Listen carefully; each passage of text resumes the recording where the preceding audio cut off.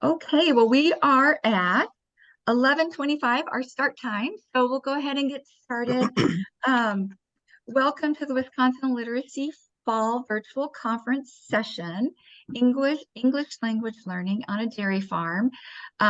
Very pleased to have our panel with us today. I'm going to just share who's going to be on our panel, and then they're going to introduce themselves and share kind of what organization they're from and a little bit about how they came onto the panel. So we have joining us is Barb Baldwin with Literacy Partners of Kewaunee County, Mary Richards of Shawano County Literacy Council, Carol Orizigen from Page Forward Volunteers for Literacy in Clark County, and Lissa Seefelt with who's an adult educator for Chippewa Dunn and Eau Claire County with the University of Wisconsin Division of Extension. So welcome everyone for coming, and to our panelists. And just a quick housekeeping. We're going to take questions as we go out throughout our session, so feel free to raise your hand and we'll call on you. Marcia's monitoring the chat, so if you have something you want to make any comments on, feel free to put them in the chat. And so now I'm going to turn it over to our panelists just to share a little bit about who they are and the work they do. And I'll just call on your name. You can just go right in to sharing. So Barb, I'm going to go ahead and have you go first. Okay, I'm Barbara Baldwin with Literacy Partners at Kewaunee County. I've been tutoring or offering small classes at a dairy farm since 2014. Thank you. Mary. Yes, I tutor remotely. I tutor a student who works at a dairy farm, maybe 40 miles away from where I live. We have been together since March of 2021. Wonderful. Carol. I'm Carol Orishton of Page Forward Literacy in Clark County between Marshfield and Eau Claire. Right now I'm working with only one person from a farm. I've worked with farm people since the early 2000s. Great, thank you. And then Lissa. Hi everyone, Lissa Seefelt. I am the regional dairy educator for Chippewa, Dunn, and Eau Claire counties. I'm relatively new to this position in this area. Started here December 2019, so still getting to know the area, but my area is actually more dairy education, agriculture education for adults, as Shannon mentioned. And my connection to the panel here today is really to kind of help share out some resources that we have available through Extension and a little bit about some search things that you can do online, connecting with other resources and that sort of thing. Wonderful. Thank you, Lissa. So this panel came about today because we've had this come up with a lot of members who have been talking about working on a dairy farm, steering on a dairy farm, or how to get started. So we have our panel today, and we're just going to go through some questions. And again, feel free to ask questions as they come up. So just to kind of get us started, everyone kind of shared a little bit about when they started on the farm, but how did you get started actually working on the farm? If anyone wants to share, how did you reach out to the farmer, or how did you start in the tutoring? And if anyone wants to just chime in first, that's fine. I guess I could start. Literacy Partners is composed of 3 communities. Algoma and Kewaunee border the lakeshore, and then there's a northwest quadrant that includes Algoma and Casco and Luxembourg. And it became apparent that we were not getting the tutor recruitment and not serving enough students in the Luxembourg Casco area. So we reached out to a dairy farm. It was a relatively new operation. They had a brand new business wing on their dairy barn. They had a conference room, and they were very welcoming to have us come in. So that's how we got started. where we are. Great. And for me, the Shawano County Literacy Council had a connection with a large dairy farm because one of our tutors' husbands worked there. And he saw the need for the workers to learn English. And so he told his wife about it. She came back to our literacy council, and then we recruited tutors who were willing, most of us, to work remotely with a student from the farm.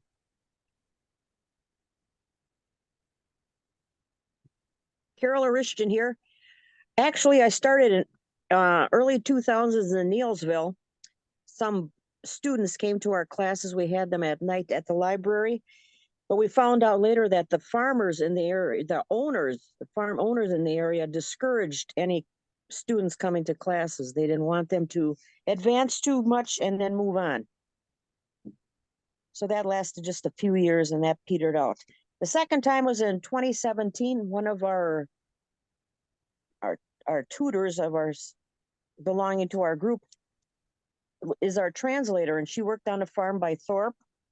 And she talked to the owner about offering classes. And so we went to talk to the owner, and he invited us to the meetings. And yes, the workers were interested. So he loaned us a house to teach, which was very close to the farm.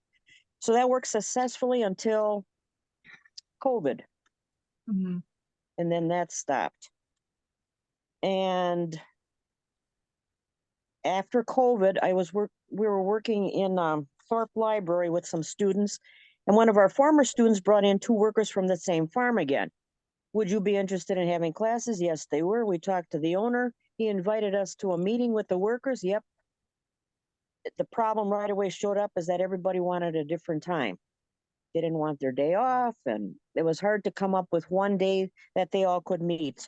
So that didn't last long. That only lasted a couple of months because their schedules changed every 2 weeks.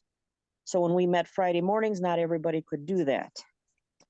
So that lasted 2 months and that was done. Right now, I'm just working with a student who does work on a farm in the area, and he comes at night to the library. And we also worked with workers at a pig farm. We have a large pig facility near Thorpe. They raise pigs from babies to finisher stage. And so we had some workers from there too. And Carol, are you working with those workers? Are you tutoring on the farm, or are you tutoring at the library or someone else? The Thorpe farm, the owner had a vacant house that he let us use while he was fixing it up. And the second time we started, he had a calf barn with an office above, and he allowed us to use that. Okay. How are you, how are the others finding Carol's story as far as kind of that changing of schedules, and how are you navigating that in your experience? We ran into that problem early on, and we discovered that those with rotating shifts the men at the farm were rotating every 6 weeks. The success we found has been with the day workers, and the predominantly men with more responsibility. They work with the maternity, that end of the dairy business. And they're on a straight day schedule. But the rotating shifts is very difficult to deal with when you have a mixed class and you lose part of them every 6 weeks because they're sleeping at that time. And you were doing in-person. In-person, Mhm. in-person Yeah. classes. Yes, and I think what we've discovered is that we're better off just teaching one student at a time virtually, because there's so many different levels of English knowledge that they have. My student's been in this country 17 years. Other students came in more recently, and it's hard to get the different levels working together, especially over the computer. one person tried that and had to split her classes into two. So that's basically the only way we found to do it. My student, because he's been here longer, has a, like Barbara was saying, he has a higher position. So he has a regular schedule, and I have not run into the problem of having to worry about a rotating schedule. Okay. How are you finding, are there any barriers as far as access to devices to be able to do your lessons virtually? There were, but we've worked out a lot of wrinkles over time. We provide MiFi for the students that don't have Wi-Fi in their homes, because most of them meet from their homes. Some of us meet with students over their phones. Others, I think Wisconsin Literacy has helped us get tablets for some of our students, so they have a better experience with a bigger screen than they would on a phone. Once those things came into place, we've had very little problem. Great. Looks like we have a quick question here in the thing that I'm just going to pull up. Let's see. So Anne asked, how many students do you teach for Mary? How many students do you tutor virtually? And can you tell us a little more about how long your classes are, how often you meet, and what platform and text you use? Yeah. And I think yeah. We have right now, we've tried different platforms. Right now we're using Google Meet, and we meet for an hour. We were meeting 2 nights a week for an hour. That was working well until my student became a father. Now with 2 young children and his 60-hour-a-week work schedule, he has very little time for class, which is unfortunate. So I floated the idea, could we go down to 1 class and still meet? And he said yes. So that's what we're doing now. Right. I'm just going to add one more comment. For those of you who serve ELL farm workers, this person, it's Carolyn Klima, is asking for your literacy group's contacts in the area so she can post it on for her students in the Department of Corrections who'll be getting released and maybe going to work on farms. So her email address is in the chat, and hopefully you will be able to respond to her. Thank you.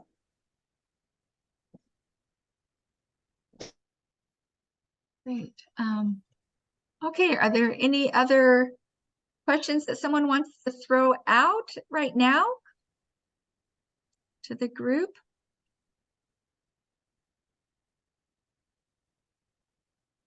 If not, I have some. So, Barbara, I know that you had mentioned at one point the experience of tutoring on the farm, like just being on the farm and being aware of kind of how you're going to be tutoring and kind of the tolerance for being on the farm. Do you want to share a little bit about that experience? The environment can change at a moment's notice. While most weeks I do have access to the conference room, if they have a meeting, which might be including other farmers coming in for a special meeting, I will get bumped into a lab room. Now you're meeting around a single desk that you have to clear off and clean off before you come in. So it requires the willingness to be adaptable at a moment's notice, changing lesson plans. Some of my classes have 3 students in. 3 or 4 is probably the maximum I can have to keep everybody kind of in the same relative area in a unit. So I have to keep pretty good notes of who's done what, where they are, and be able to revise lesson plans in a moment, you know. And be prepared. This farm, they are given time off from work to come in. So they don't have time to go home and shower and clean. They're going to come in with manure on their clothes or whatever. So you have to be willing to accept that condition. Mhm. I spend from 9 o'clock till probably 2:30 on the, not 9 o'clock, 10 o'clock until 2:30 on the farm. I'm going to smell like a dairy barn when I leave. So those are things you accept with going in. But the farm I'm working with has been very cooperative. They try to shake the workers into class, even though the workers are telling me they have too much work. They say, no, no, no, go to class, it's more important. But there are exceptions, fall harvest, there are exceptions where they're going to miss or they're going to schedule an appointment on that day. And suddenly you don't have all the students you anticipated. So I was doing 4 sessions, 2 basic, 1 level 1, 1 level 3. Recently, that's changed a little bit. I currently have 3 sessions that I teach, and they're hour-long sessions.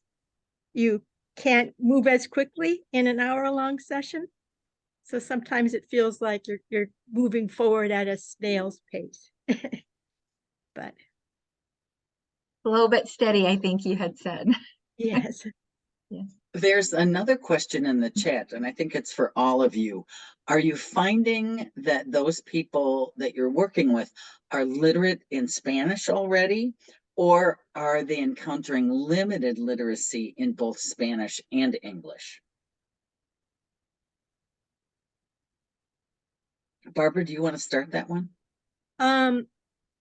I've been involved in literacy since 2006, and I've noticed a change in the literacy level of the students coming in. In 2006, there were more older adults who may not be literate in Spanish, but now we're seeing more that have gone up at least into the almost to high school. Prior to this, it was maybe 6th grade education. Our students now are from mainly Nicaragua and Honduras, whereas early on they were from Mexico. So Great. Carol, how Anybody about, else? oh, sorry, Marcia. No, that's okay. Anybody else want to weigh in on that question? And then we have cleared the chat. Okay, I'll answer. Most of the students have at least a 6th grade. We've even had some that would have university background. And luckily, most of our students are literate in both Spanish, are literate in Spanish, which really helps when we're trying to, because I always have a backup English plus the Spanish version of it, so it helps. I've just had one student had no literacy at all, and that was difficult. We have in Shawano, we have a mixed bag of level of literacy. Some of them, are not literate in their native language.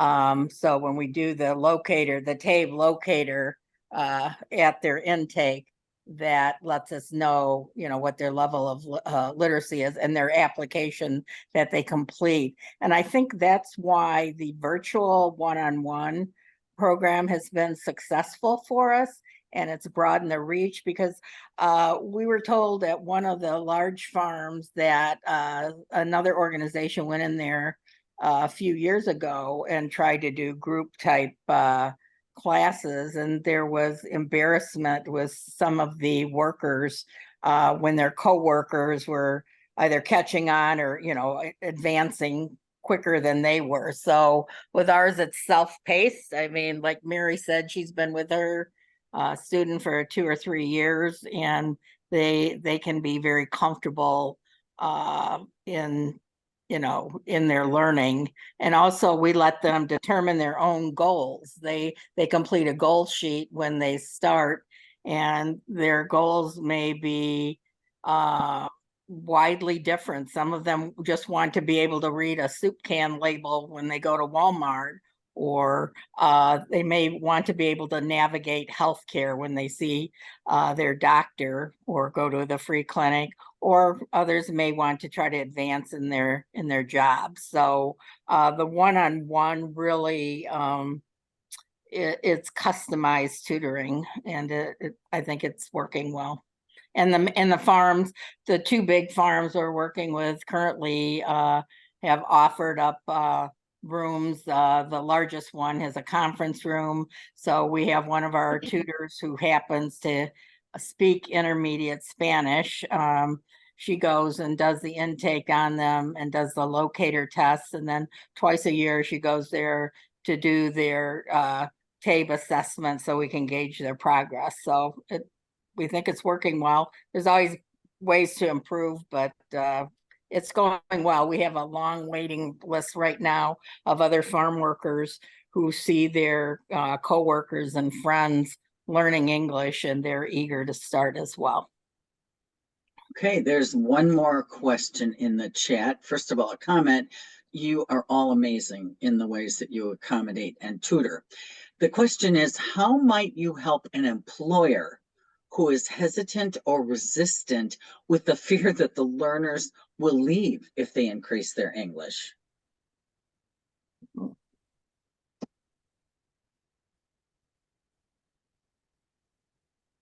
Anyone want to tackle that one or make a comment if you've heard anything from your experience? Well, and there was a comment that followed that said from Cynthia, he could increase their wages. Right. That might encourage them to stay.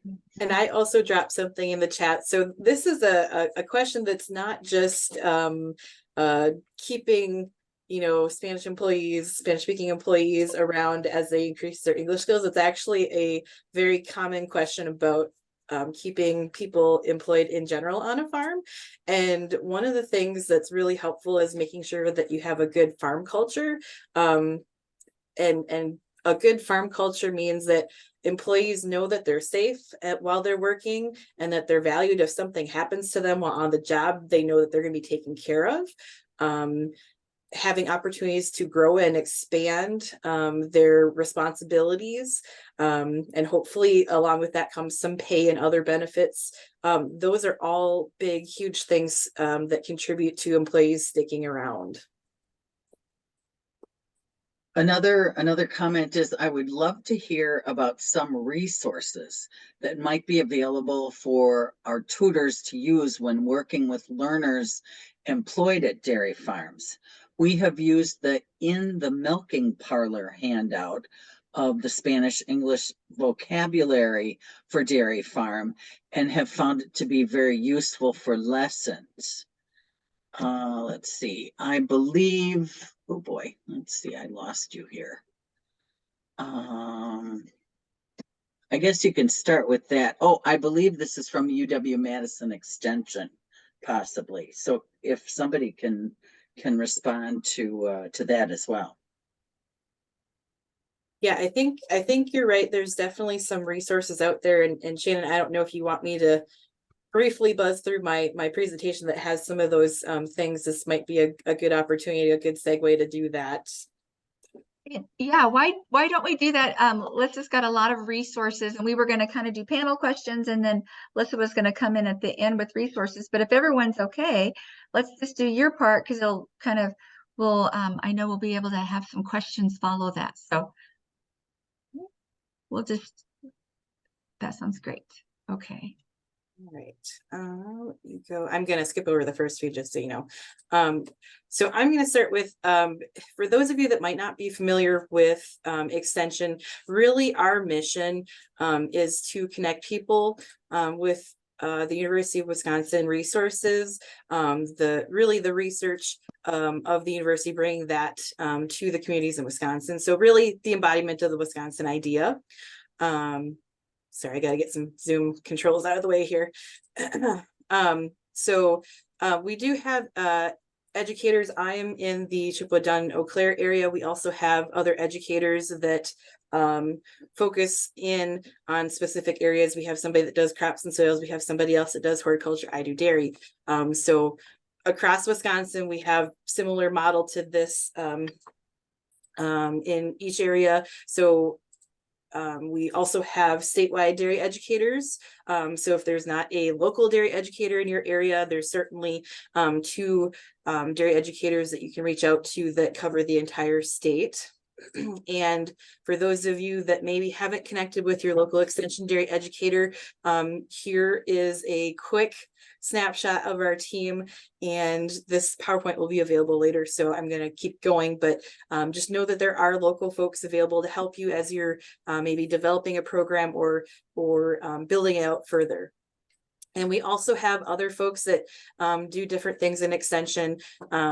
We have 4-H educators. That's usually where most people understand the connection of what extension is the program, which is a branded program 4-H, or maybe food-wise. A lot of the youth have encountered food-wise before nutrition education. So lots of other areas of expertise if you have other projects that might tie in somewhere else.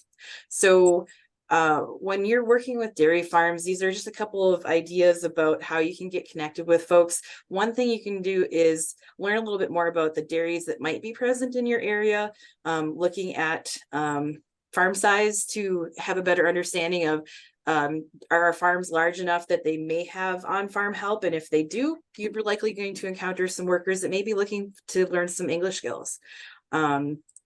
So there's some ways that you can go about finding dairy farm numbers. I'm not going to spend a lot of time on this because there will be a little bit of info in the PowerPoint presentation that you can look up. So we're going to go through this really quick. The big thing is looking for the cattle and calves on the Census of Agriculture here. And there's a query tool that you can utilize. You can select your county and then make sure that you hit that update button, which will update the numbers, and you can scroll down and find more info. There's also, when the Census of Agriculture comes out, you can also learn some general information about farms in your area by finding your county profile. And that will tell you some different things. They'll tell you some demographic information, how big farms are in the area, to kind of get an idea of the range that you may be working with. So knowing some of those things, then you can go to another resource that's out there if you want to try to track down some farms, and that's the Wisconsin Department of Agriculture, Trade and Consumer Protection. They have a website that you can find anything that's licensed in the state of Wisconsin under Department of Ag, Trade and Consumer Protection is usually searchable, and licensed dairy farms actually are a searchable thing. So you can find a list of license holders that are in your area. You'll have to search by county, but you'll be able to find who might be around in your area, and you might get lucky and find some contact info on there, because some farms do share out a phone number, and you may be able to do a little bit of cold calling if you're comfortable doing that. If not, there's other places that you can get connected with farmers. There's annual farm shows. Eau Claire still has a farm show, and WPS also has a farm show in Oshkosh, so the dates are up there. So if you're trying to connect with local farmers, building out a program in your area, those can be great opportunities. Farm Technology Days is another one. County fairs, local fairs, state fairs sometimes can be a connection point. All these different places on this slide are really good places that you'll find farmers, and you may be able to connect with somebody and get something going if that's what your goal is. So I wanted to quickly go through what you might find in some of that census data. We're kind of eagerly awaiting next year's release of the 2022 data. It takes kind of a full year cycle to get everything done, surveyed, and then it takes another full year to get the info actually up and out to the public. So we're always running a couple years behind, but we're eagerly awaiting the new data. So I'm kind of operating on previous data, but you can find farm numbers, how big the average farm size is. You can find information on demographics that are in your area. They may look a little bit different than this one. This is going to be info from Eau Claire County. That's the county that I'm based out of.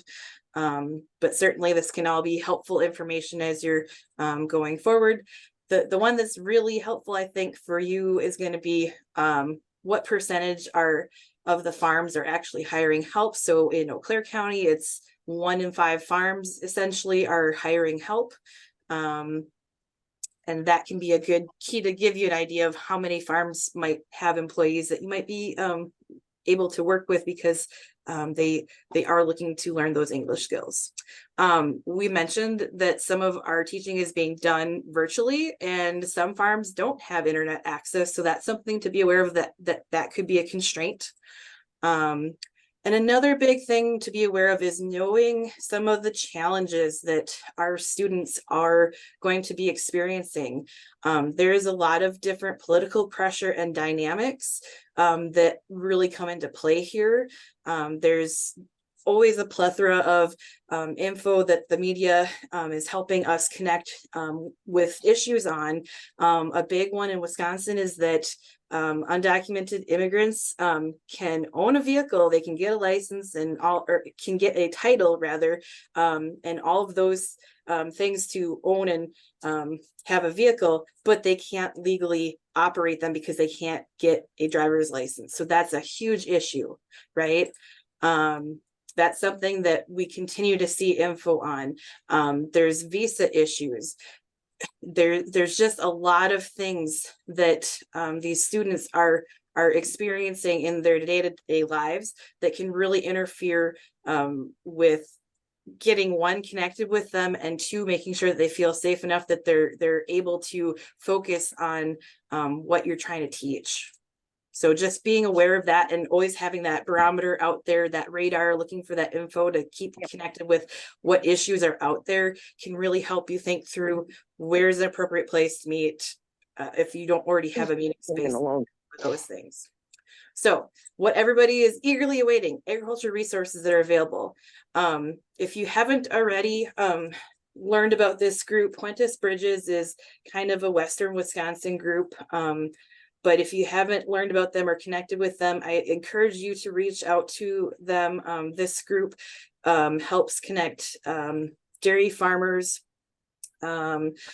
with getting to Mexico and other places where their dairy farm workers originally are coming from, so that they can see the living conditions and get to meet family members and things of their farm workers. And it really helps create a lot of connections for the farmers and their farm workers.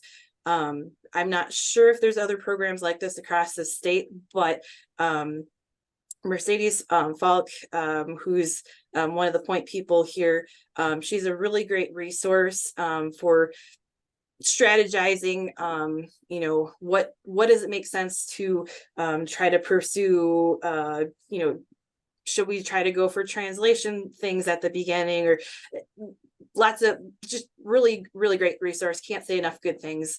Definitely connect with them.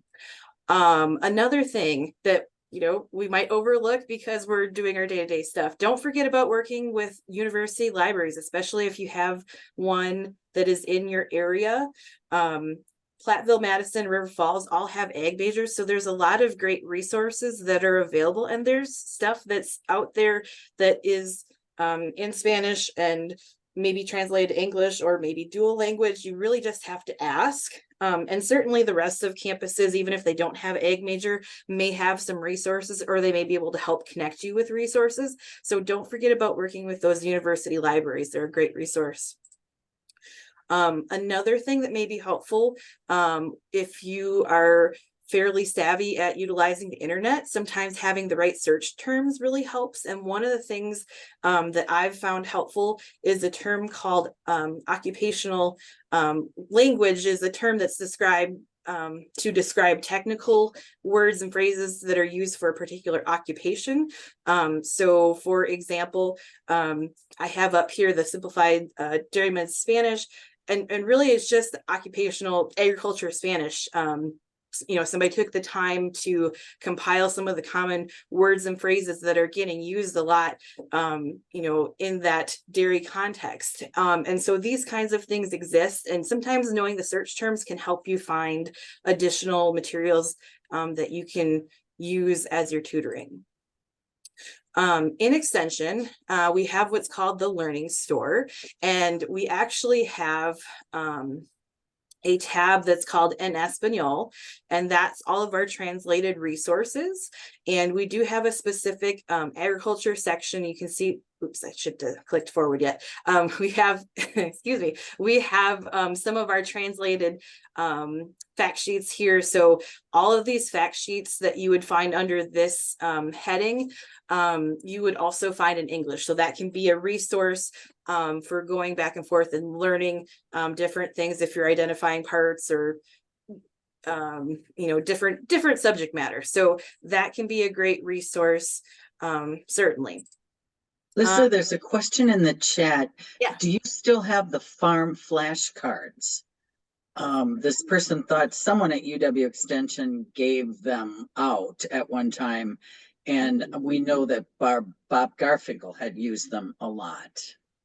I'm not familiar with those, so I'm not sure if that's something that we still have, if that was an extension thing. I can certainly do some asking around for people that have been around a little bit longer than me, but I'm not familiar with that particular resource. Okay, and Marcia, this is Anna. I do think we have those. It was what somebody referenced earlier in the call, where there are English and Spanish pictures, and that the literacy partners of Kewaunee County use those. And we do have, I was looking on our website. I didn't see we have them on our website, but I can, so I don't know that I can put a link in the chat, but we can send those out to people. Great. And then another question for you, Lisa. In Wisconsin, are undocumented laborers issued a work visa, or what are the hiring legalities? Yeah, I should have spent just a touch more time on that slide. So undocumented laborers in the US, the challenge with dairy workers is that there's no year-round visa that can be issued. For workers that are doing things like helping with pick vegetable crops or that sort of thing, there's a seasonal worker visa that can be issued, but that doesn't work for full year-round dairy workers. So that's one of those huge political issue things that continues to be an ongoing problem in the US, but really specifically in the Midwest and Wisconsin for sure. So that's an ongoing issue that is still being tackled. We still don't have that full year work visa, and that creates additional issues. Yeah.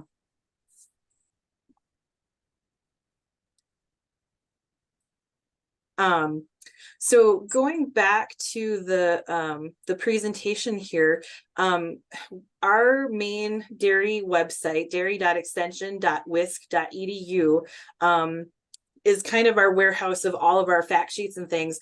We do have an Espanol tab. However, right now it's kind of being revised. So you have to go and actually plug this En Espanol at the end of the website name to bring that up, because we're trying to work through getting some things updated, but there are still a lot of good video resources and things like that there that are in English and Spanish. So there may be some relevant things for your workers there. So another thing that we do often offer is periodic webinars that are offered specifically in Spanish. We do have a couple of educators on the dairy side that are dual language. So we do have some capacity there to offer that. So be on the lookout for those things, or help connect workers if you know that there's something out there that they are looking for. There's definitely opportunity to connect on some of those real-time learning things. And then they do get recorded and transcribed and put up onto the YouTube webpage. So if they can't make it real time, it will be recorded and they can peek back later. Other universities also do these kinds of things. So sometimes you just have to look for the right things.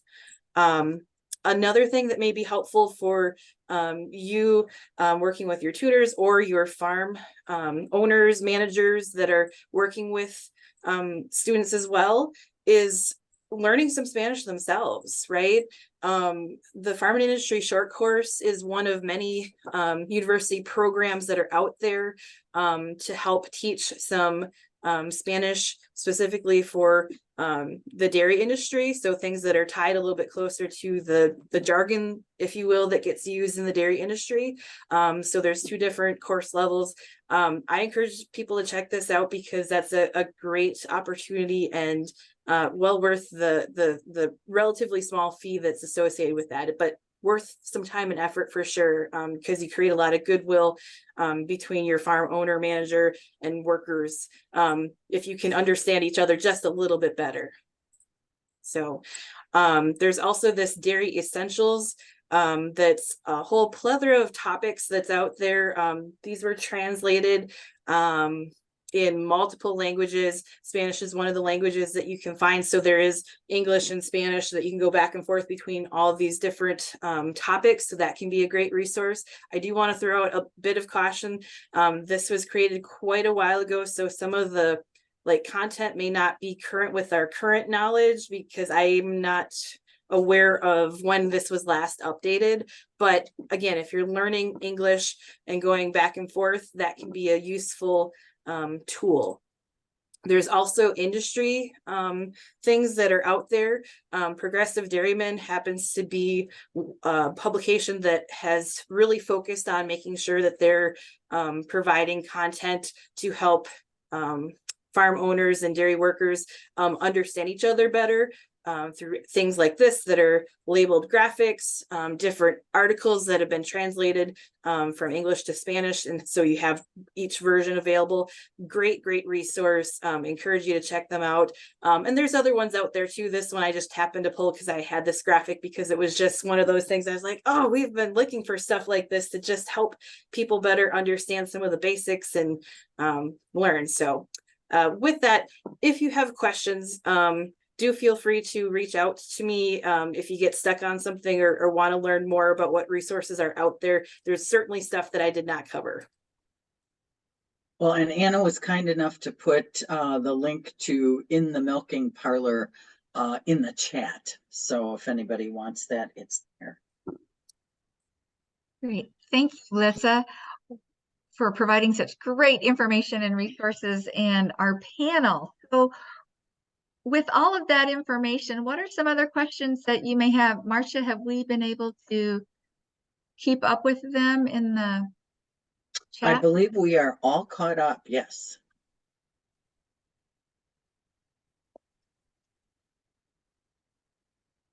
Other questions that you may have or comments or And Shan, I might just say, we do also have a dairy worker training series that was done quite a while ago that's currently being revised and getting updated. So what happens is we get the English version done first, and then we try to get the Spanish version of that updated. So there may be sections that come out at a later date, but those aren't the new ones are just starting to roll out. So hopefully some of that stuff will come in a future year, maybe. It takes a while. Okay, great.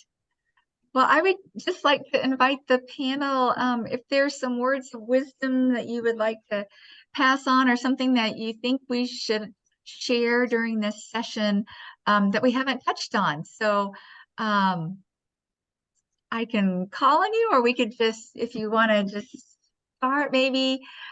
Carol, do you have anything that you would think that we should touch on that we haven't yet?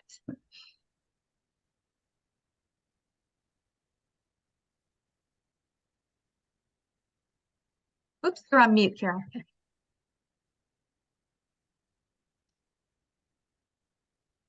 We There you good go. now? All Okay. good. One of the challenges is that they're not familiar with the English sounds. So when we're doing the alphabet and the sounds, they are easily confused. So even now, after a year working with some of the students I have at Marika Cheese, they still mispronounce letters and the sounds, some of them they are unable to make. So you have to show them how to formulate the sounds. My teaching partner is a speech and language teacher, so she's very helpful in that area. But even now, I go back and repeat or throw at them some of the alphabet. And we're working on phonics is a big, because their vowel sounds are so different and they're easily confused. That what I would say is probably one of the challenges you have to watch for. Sometimes having a small mirror where the student can watch you make the sound with your mouth, give them the mirror, and they can see if they can make their mouth do the sound. Yes. That's the only trick I've ever heard that seems to help a little bit, but yes, that's a challenge. There are real good videos online. One of my students was having problems with the TH sound at the beginning of the word, but there are very good videos online that show the process, and he was very much interested in that. It dealt with the voiced and unvoiced TH sound, and he was practicing along with the video, so you could tell it met his need, and he was interested in that process. Susan in the chat said we do some tongue twisters. Thirsty throats find things to drink. Whoa.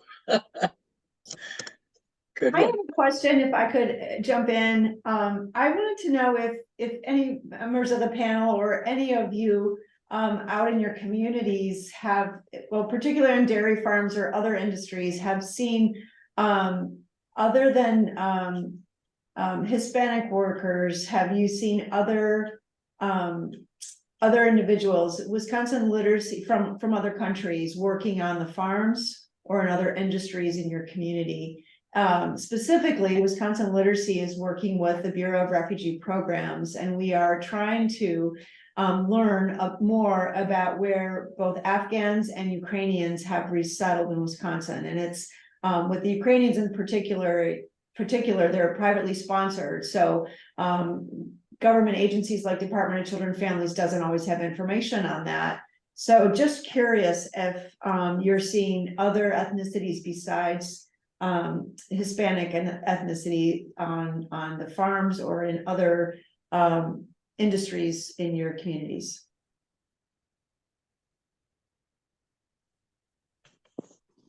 So I guess I can hop in on that one. I do know that there was a few families, Afghan families that had moved into the Eau Claire area and were looking to connect on farms. I don't know if they ended up completing that or not. We tried to connect people where we can. So I know that there's been a few families that had moved into the Eau Claire area. Sure. Thank you. Janet wanted to remind us that Pronunciation Fun by the company that makes the Immigrants Guide, Intercambio, is a really good resource. Okay, we have a couple minutes. Mary, do you have any last minute? Well, one thing I did, because my student has mentioned his direct report many times, and they've worked together for 14 years, I contacted this man and I asked him if there were any things that I could be working with my student that would help him on his job, make things easier. And he was really cooperative with me and told me, yes, I should encourage my student to have more confidence, but also he told me that my student has opportunity to write in his job. I never expected him to say that, but that my student is very reticent to write. So I thought we were mainly working with reading and speaking, but I know now that writing will be very important to my students. So if you have the opportunity to connect to someone who actually works with your student, maybe you'll get more information. Yeah, that's a great point. Thanks for sharing that. Barbara, any last minute pearls of wisdom before we wrap up? I don't know about pearls of wisdom. I enjoy what I'm doing. So that's the plus. I enjoy what I'm doing. So great. Well, Thank you to our panel. This has been wonderful.